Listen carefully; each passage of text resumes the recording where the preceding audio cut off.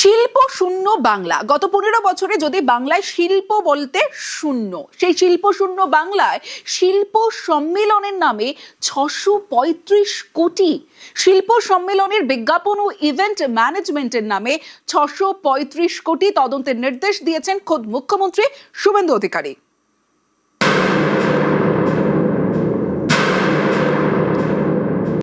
শিল্প সম্মেলনের নামে 635 কোটি। আরো জানবো, আমার সঙ্গে নিউজ রুম থেকে কৌশিক রয়েছে, আমার সহকর্মী কৌশিক। শিল্প শূন্য বাংলায় শিল্প সম্মেলন, সেই শিল্প সম্মেলনের ইভেন্ট ম্যানেজমেন্ট এবং বিজ্ঞাপনের জন্যই 635 কোটি। সূত্র মারফত দাবি করা হচ্ছে যে এই টাকাটা গেছে গত সরকারের মুখ্যমন্ত্রী মমতা বন্দ্যোপাধ্যায়ের ঘনিষ্ঠ একটি সংস্থার অ্যাকাউন্টে।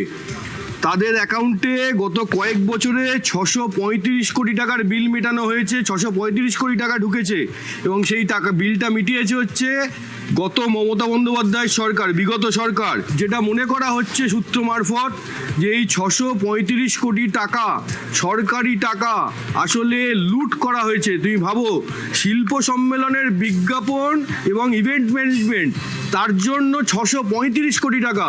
এবং সূত্র মারফত যেটা মনে করা হচ্ছে, যে সূত্রের দাবি যে সরকার মনে করছে এই সরকারি টাকাটা লুট হয়েছে এবং তার জন্যই এর তদন্তের নির্দেশ দিয়েছেন আজকে মুখ্যমন্ত্রী। এবং তিনি এও বলেছেন যে প্রয়োজনে এর তদন্ত তিনি ইডির হাতে তুলে দেবেন।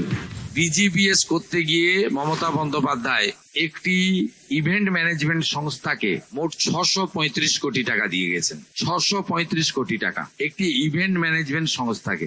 এরও তদন্ত হবে। তদন্ত শুধু নয়, মামলা আমরা করব এবং প্রয়োজন হলে মানি লন্ডারিং যারা ইনভেস্টিগেট করে তাকেই হ্যান্ড ওভার করবো। আমরা ছাড়বো না, ছাড়ার জন্য তো মানুষ বসায়নি।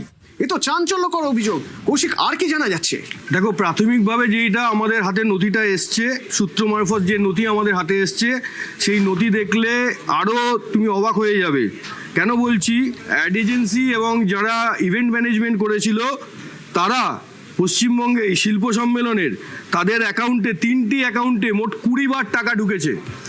কয়েক লক্ষ টাকা করে ঢুকেছে, কোটি টাকা ঢুকেছে। একবার ঢুকেছিল একটা বিলে 95 কোটি টাকা। এটার পরে আরেকটা দেখা যাচ্ছে, সেখানে একটা বিলেই ঢুকেছিল 503 কোটি টাকা। মানে মোট 635 কোটি টাকার বিল মিটিয়েছে মমতা বন্দ্যোপাধ্যায়ের সরকার। তার মধ্যে এই যেটা অভিযোগ যে এই সংস্থাটি হচ্ছে মমতা বন্দ্যোপাধ্যায় ঘনিষ্ঠ একটা সংস্থা, তার মধ্যে 503 কোটি টাকা শুধু একটা বিলেই মেটানো হয়েছে। এবং এরই তদন্ত আজ যে হবে সেটাই আজকে জানিয়ে দিয়েছেন মুখ্যমন্ত্রী। বাংলায় শিল্পই ছিল না, সেই শিল্প সম্মেলনের নামে 635 কোটি লুটের অভিযোগ। এ নিয়ে আমরা কথা বলেছিলাম শিল্পমন্ত্রী তাপস রায়ের সঙ্গে। সরকারি টাকা 9-6 হয়নি 15 বছরে। এমনকি একটাও কোনো ডিপার্টমেন্ট রয়েছে বা একটাও কোনো অনুষ্ঠান রয়েছে, সে ডেকোরেটর থেকে ক্যাটারার থেকে শুরু করে বিভিন্ন জায়গা থেকে, সেখান থেকে এই যে কাটমানি, এই কাটমানিটা তো সরকারি প্রোগ্রামেতেই যারা যারা নেওয়ার খাওয়ার তারা নিয়েছে, খেয়েছে। তদন্ত হবে বলে দিয়েছে, তদন্ত হোক। তো এইভাবে মানুষের টাকা, জনগণের টাকা এইভাবে নয়ছয় করাটা ঠিক হয়নি। অন্যায়ের বিরুদ্ধে প্রাক্তন মুখ্যমন্ত্রী রাশ টানেন বা ধরেননি, এটা তিনি ঠিক করেন। শুধুমাত্র একটা অ্যাড এজেন্সিকে এত টাকা দেওয়া হয়েছে, এ তো মারাত্মক। মারাত্মক। অ্যাড এজেন্সি মানে বিজ্ঞাপন এবং ইভেন্ট ম্যানেজমেন্ট, এর জন্য 635 কোটি টাকা। এই 635 কোটি টাকা কে দিয়েছে? দিয়েছে রাজ্য সরকার, মমতা বন্দ্যোপাধ্যায়ের সরকার। টাকাটা কার? রাজ্য সরকারের। রাজ্য সরকারের টাকা মানে কি? সেটা সাধারণ মানুষের করের টাকা। সাধারণ মানুষ কষ্ট করে রোজগার করেন, বিভিন্ন ক্ষেত্রে কর দিতে হয়, সেই টাকাটা রাজকোষে যায়, মানে রাজ্য সরকারের খাতায় যায়, পকেটে যায়। সেই টাকা দেওয়া হয়েছে 635 কোটি টাকা। এবং দেওয়া হয়েছে মমতা, অভিযোগ যেটা সূত্র মারফত দাবি করা হচ্ছে, সেটা হচ্ছে মমতা বন্দ্যোপাধ্যায়ের ঘনিষ্ঠ সংস্থা। এবং সেখানেই মুখ্যমন্ত্রী জানিয়েছেন তদন্ত করা হবে। এবং যেটা আমাদের কাছে প্রাথমিকভাবে সূত্র মারফত যে নথি এসছে, তাতে দেখা যাচ্ছে একটা বিলেই খালি মেটানো হয়েছে 503 কোটি টাকা। কে দিল এই অর্ডার? কেন দেওয়া হলো এত কোটি কোটি টাকা? কারা এর সঙ্গে জড়িত? কোন অফিসার এই নির্দেশে সই করেছেন? কোন মন্ত্রীর সই রয়েছে? এই সব কিছু কিন্তু তদন্তের আওতায় আনা হবে এবং খতিয়ে দেখা হবে। শিল্প বাণিজ্য বিশেষজ্ঞ রূপেন্দ্র নারায়ণ রায় আমাদের সঙ্গে এই মুহূর্তে ফোনে রয়েছেন। দেখুন, অনুষ্ঠান ব্যবস্থাপনার জন্য 100 কোটি টাকা দেওয়া হলো কি 50 কোটি টাকা দেওয়া হলো সেটা বড় কথা নয়। আমাদের যদি বিনিয়োগ না আসে কিন্তু যদি আমরা খরচ করি তাহলে তো ভস্যে ঘি ঢালা হলো। সেই ব্যাপারটা দেখা দরকার যে আমরা এই খরচ করে বিজ্ঞাপন বা বিপণন করে কি পেলাম তার পরিবর্তে। যদি কিছুই না পেয়ে থাকে তাহলে এটা ভস্যে ঘি ঢালা হলো।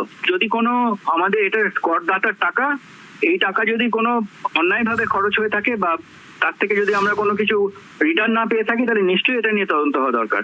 মানে আমরা তো প্রত্যেকবার শুনতাম যে এত হাজার কোটি টাকা আসছে, কিন্তু অ্যাকচুয়ালি কথাটাকে আসছে আমাদের যে এখন current finance minister Swapan Dasgupta, তোমাকে দেখতে হবে খতিয়ে যে লাস্ট 10 বছর আমাদের কত টাকা অ্যাকচুয়ালি এসছে এবং সেটাকে প্রকাশ করে দেওয়া উচিত জনসাধারণের জন্য।